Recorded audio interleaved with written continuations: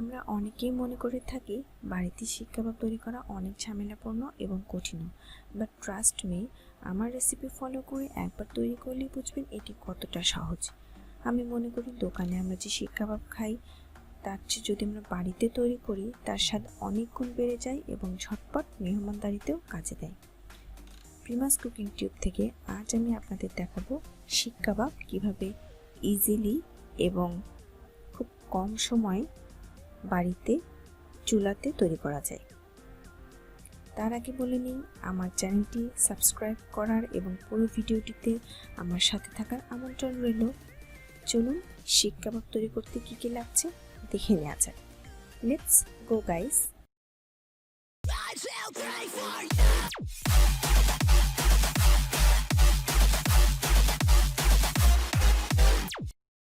শিক কাবাব তৈরি করতে যে যে উপকরণ লাগছে সেই উপকরণগুলো একসাথে একই ফ্রেমে আমি আপনাদের সুবিধার্থে তুলে ধরেছি। এখানে আমি হাফ কেজি গরুর মাংস ছোট ছোট স্লাইস করে কেটে নিয়েছি। শিক কাবাবের জন্য ঠিক এমনটাই মাংসের সাইজ করে নিতে হবে, খুব বড় বড় পিস করা যাবে না, এভাবে পাতলা করে ছোট ছোট সাইজ করে নিতে হবে। এখন আমি এই মাংসের মধ্যে একে একে সব উপকরণগুলোকে দিয়ে দেব। এখানে আমি টক দই দিয়ে নিয়ে নিচ্ছি হাফ কাপ, টমেটো সস নিয়ে নিচ্ছি 2 টেবিল চামচ। এখন আমি বাটা মশলা এবং গুঁড়া মশলাগুলোকে এখানে অ্যাড করব। আমি এখানে জিরা বাটা 1 টেবিল চামচ, পেঁয়াজ বাটা 1 টেবিল চামচ, আদা বাটা 1 টেবিল চামচ এবং রসুন বাটা হাফ চা চামচ দিয়ে দিলাম। আমি এখানে গরম মশলা গুঁড়ি অ্যাড করব, বাট তার আগে বলে নিই এই গরম মশলার ভেতরে আমি যে যে মশলাগুলো ইউজ করেছি একসাথে সেগুলো একটু খেয়াল করে শুনবেন। আমি এখানে ছোট এলাচ, বড় এলাচ, দারুচিনি, লং, তেজপাতা, সাদা গোলমরিচ, কালো গোলমরিচ, জয়ফল, জয়ত্রী, ধনিয়া এবং জিরা অ্যাড করেছি। এগুলোকে আমি একসাথে ভেজে ব্লেন্ডারে ব্লেন্ড করে নিয়েছি এবং হাফ চা চামচ হলুদের গুঁড়া, 2 টেবিল চামচ মরিচের গুঁড়া দিয়ে দিলাম। আমি একটু ঝাল বেশি পছন্দ করি, এর জন্য মরিচের গুঁড়া একটু বেশি পরিমাণে দিয়েছি, আপনারা চাইলে কম করে দেবেন। এখানে 2 টেবিল চামচ পেঁপে খোসা বাটা দিয়ে দিচ্ছি, কারণ এতে মাংস সিদ্ধ হতে সুবিধা হবে। লবণ দিয়ে দিচ্ছি স্বাদ মতো, সরিষার তেল দিয়ে নিচ্ছি 2 টেবিল চামচ। শিক কাবাব তৈরি করতে সরিষার তেলেই চেষ্টা করবেন ইউজ করতে, কারণ এতে স্বাদ দ্বিগুণ বেড়ে যায়। এখন এই সবগুলো উপকরণকে মাংসের সাথে ভালোভাবে আলতো হাতে ঘুরিয়ে ঘুরিয়ে মিশিয়ে নেব। একটু বেশি সময় নিয়ে মাখাবেন যাতে মশলাগুলো ভালোভাবে মাংসের মধ্যে ঢুকে যায়।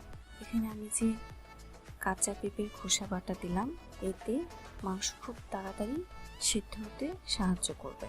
এখন সবগুলো উপকরণকে ভালোভাবে মিশিয়ে নেবেন। আমাদের অনেকের বাসাতেই ওভেন নেই বা ইলেকট্রিক চুলা নেই। আমি চেষ্টা করেছি, যেহেতু 95% বাসাতেই আমাদের গ্যাসের চুলা অ্যাভেলেবল, সো আমি চেষ্টা করেছি গ্যাসের চুলাতে কিভাবে ইজিলি এবং কম সময়ের মধ্যে শিক কাবাব তৈরি করতে পারবেন সেটি দেখাতে। এভাবে একটু চেপে চেপে মাখিয়ে নেবেন। আমার মাখানো কমপ্লিট।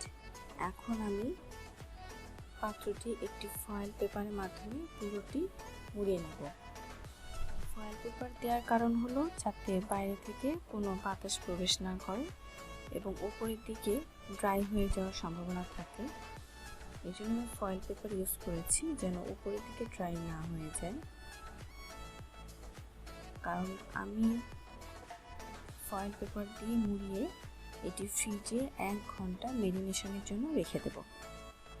এতে মাংসের মধ্যে মশলাগুলো ভালোভাবে প্রবেশ করতে সুবিধা হবে। এখন ফ্রিজে 1 ঘন্টা মেরিনেট করতে রেখে দেব। 1 ঘন্টা পরে ফিরে আসলাম, আমার মেরিনেশন কমপ্লিট। এখন আমি ফয়েল পেপারটি খুলে নিচ্ছি।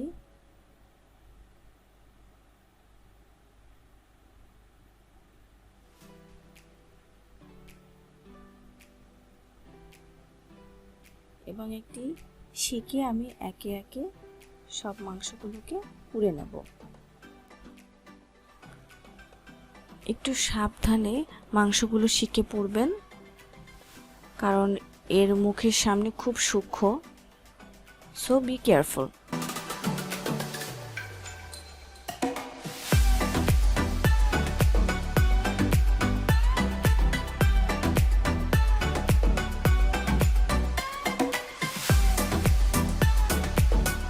আমার মাংসগুলো পুরা শেষ।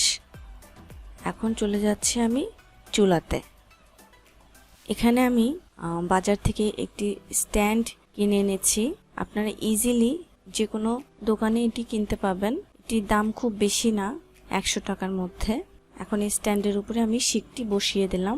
স্ট্যান্ডের চারিদিকে আমি ফয়েল পেপার লাগিয়ে নিয়েছি। 3 দিকে আমি ফয়েল পেপার আটকে নিয়েছি, যাতে গ্যাসের যে আগুনের ভাপটা সেটা উপরের দিকে উঠে আসে এবং সুসিদ্ধ হয়ে যায়, যাতে বাইরের দিকে তাপটা না চলে যায়। এতে মাংস খুব তাড়াতাড়ি সিদ্ধ হয়ে যাবে ভেতর থেকে।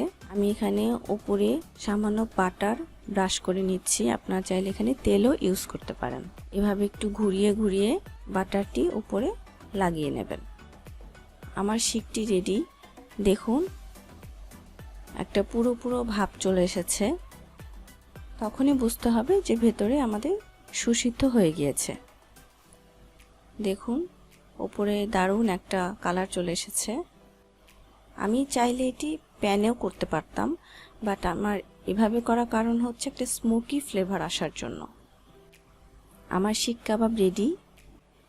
শিক কাবাব আপনারা নান রুটি, তন্দুরের রুটি বা নর্মাল রুটি যে কোনো কিছুর সাথে খেতে পারবেন এবং খুবই টেস্টি খেতে।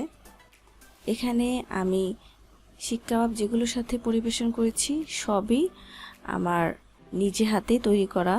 এখানে নান রুটি আমার নিজে হাতে তৈরি এবং মেয়োনেজ আর তেঁতুলের আচার সবই আমার নিজে হাতে তৈরি।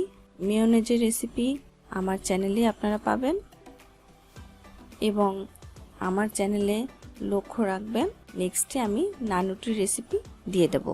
আমার রেসিপিটি কেমন লাগলো আপনারা কমেন্টসে অবশ্যই জানাবেন। আমার ভিডিওটি ভালো লেগে থাকলে লাইক করবেন এবং অবশ্যই শেয়ার করতে ভুলবেন না। আজ এই পর্যন্তই। ভালো থাকবেন, সুস্থ থাকবেন, আমাদের জন্য দোয়া করবেন। আল্লাহ হাফেজ।